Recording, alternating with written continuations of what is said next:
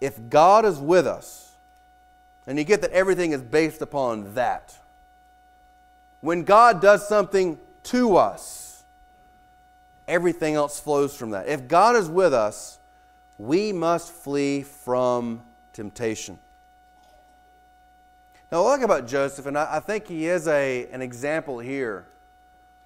You know, oftentimes in ethics classes, you'll have the question, so if the Nazis, if they come to the door and they demand the Jews you're hiding, what are you going to do?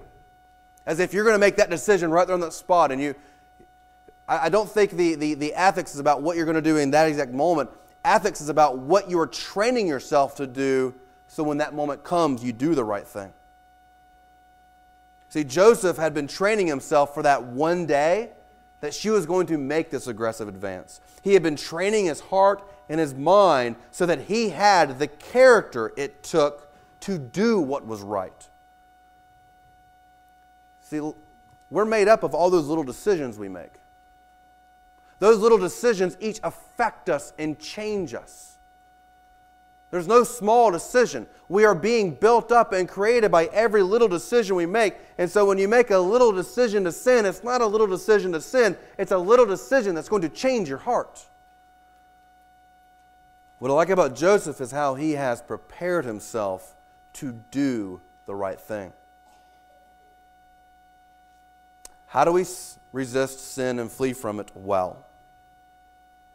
That's the question I'm posing. How do we resist sin and flee from it well? First, we must see sin as sin.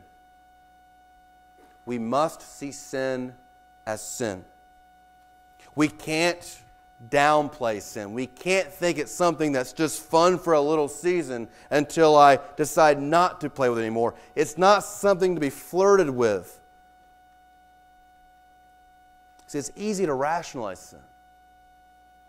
It's easy to soften. It's easy to think, how is it good? Let me give you a scenario. God has made us with a desire for a relationship. What happens when that desire is not fulfilled? Maybe it's not fulfilled because you're single. Maybe it's not fulfilled because you're not being satisfied in your relationship with your spouse. God has made you with a good desire for a relationship. How do you respond when that relationship desire isn't satisfied? If you're single, you're longing for a partner, there's not one. Do you reason? Well, this desire is not being satisfied.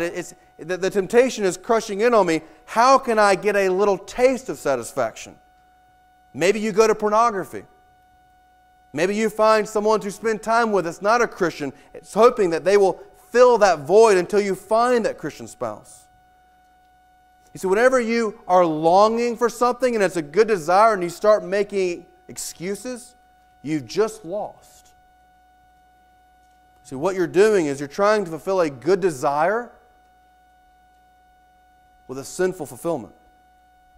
You cannot satisfy God's good desires with corrupt things. Maybe you're married. Maybe your spouse hasn't been what you hoped she would be. Maybe sexually, maybe intellectually, maybe relationally. Maybe your wife's not showing the respect you desire at home. Maybe your husband's not giving the attention you desire at home. You have a desire to have a fulfilled relationship with your spouse. How do you fulfill that good desire? Do you look to pornography? Do you look to romance novels? Do you look to some other person who you work with or who you're friends with? When you think something else will satisfy what this person is not doing, you just lost. You believed a lie that something evil can fulfill and satisfy a good desire from God. You see, God's given us good desires. And we have to wait patiently for God to fulfill them. When we try to fulfill a desire for a relationship with something like pornography, what you're doing isn't in any way satisfying that desire. What you're doing is corrupting that desire. What you're doing is taking a good desire that God's given you and you're adding poison to it. You're making the desire perverse and corrupt so that when God does give you that spouse, your desires are corrupted. It's like trying to quench thirst with seawater. It doesn't help the thirst. It doesn't help the need. It only makes it worse. You see, friends, sin is destructive. Sin is dangerous. We like to think that it's something we can play with. Like it's a puppy, but it's a grizzly bear. We like to think sin is something we can just play with and flirt with for a season, and we'll stop whenever we want to. Remember from Genesis 3, sin is sitting at your door, not to be played with, friends, but to devour you. As you think about the sin you're playing with, as you think about the sin that you're constantly tempted with, stop flirting with it. Flee from it, because it's going to destroy you. It's going to destroy your relationships. It's going to damage and endanger you. It's going to take you out of the purpose for which Christ has saved you. Scenario 3. You continue to abuse a means of entertainment that is not evil in itself, but becomes such a habit that you crave it. Maybe it's alcohol, maybe it's television, maybe it's Facebook, maybe it's Angry Birds. It's amazing how any little thing can become a craving. You do it so often, it becomes a pattern of the way you think. It becomes a pattern of the way you desire. Any good thing can be taken by us and corrupted. That's what we do. We take God's good gifts and we corrupt them. Friends, we have to be able to recognize these sin patterns. I'll confess, as I was preaching this to myself, it was revealed to me that chess on my phone is this for me. Every spare moment I have when there's a lull in the day, I get out my phone and I play chess. I'm not even good at chess. But it was just something I would fulfill myself with. Every time I had the break in the day, I would long for it. I would look forward to it. It's a simple game. It's a fun game. It's an intellectually stimulating game. But I was abusing it. So it's no longer on my phone. Finally, I want to give one challenge to our college students. You came to college to prepare for an occupation, I hope. I assume you also came for a new experience. I want to challenge you because these are very formative years. You are making decisions on your own for the first time.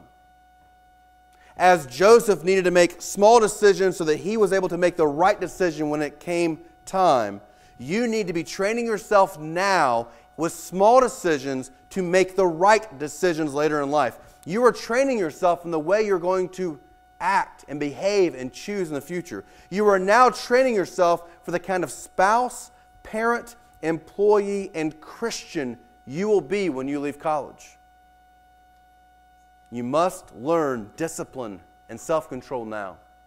You are creating in yourself patterns of thought, patterns of behavior, and patterns of desire that are going to stay with you for a long time. Commit yourself to daily Bible reading. Commit yourself to praying and fasting. Commit yourself to one church. Don't train yourself to be a church hopper. Commit yourself to one college group.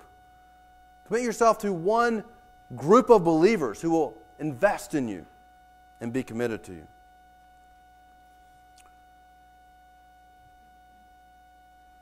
Quickly, as Mike took up all my time,